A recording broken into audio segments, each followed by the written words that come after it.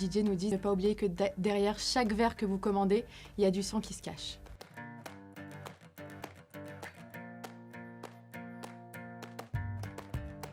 Cette semaine, je signe un reportage sur Tulum, la plage de tous les dangers, avec le photographe Ilan Dutch. Sur les réseaux sociaux, les photos et les vidéos de Tulum au Mexique font rêver, avec ses eaux turquoises, son sable blanc, sa jungle tropicale et son patrimoine exceptionnel. Sauf, une fois sur place, on se rend vite compte que ce paradis a un arrière-goût d'enfer. Cartel de la drogue, corruption et agression sauvage, avec ce reportage, nous avons voulu montrer l'envers du décor. Tulum était l'une des seules destinations où on pouvait retrouver un semblant de vie d'avant. C'est normal parce que le Mexique avait pris le parti d'ignorer le coronavirus.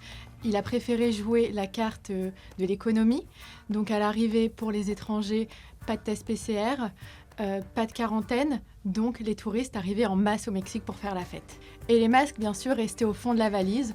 Pourtant, le Mexique serait le 3e pays le plus touché par le coronavirus, avec plus de 300 000 morts pour plus de 127 millions d'habitants. C'est un terrible bilan qui, en 2020, pourtant, le Mexique a permis de se hisser du 7e au 3e rang du classement mondial des destinations touristiques. Tulum est donc devenu une manne pour le narcotrafic. Pourquoi ? Parce que qui dit touriste dit argent. Donc selon le secrétariat à la sécurité publique de l'État de Quintana Roo, pas moins de 5 clans sont en train de mettre la ville en coupe réglée. Ces clans s'entretuent pour la moindre parcelle de territoire. Chaque parcelle vaut de l'argent.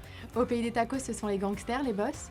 Entre eux, il n'y a pas de sentiment. Séquestration, agression, meurtre sont au programme tout le long des vacances. Presque tous les jours, on retrouve des corps, de locaux comme des touristes. On ne sait jamais ce qui leur est arrivé.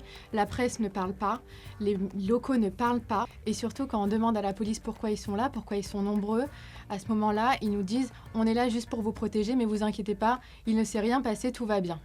À Tulum, les chiffres liés au trafic de drogue ont progressé de plus de 783% entre 2019 et 2020. Tous les soirs, des fêtes clandestines s'organisent dans la jungle tropicale de Tulum au Mexique. Et une fois sur place, on se rend compte qu'il y a des vigiles avec le fusil plaqué sur la poitrine. Et ça semble normal à tout le monde qui vient ici.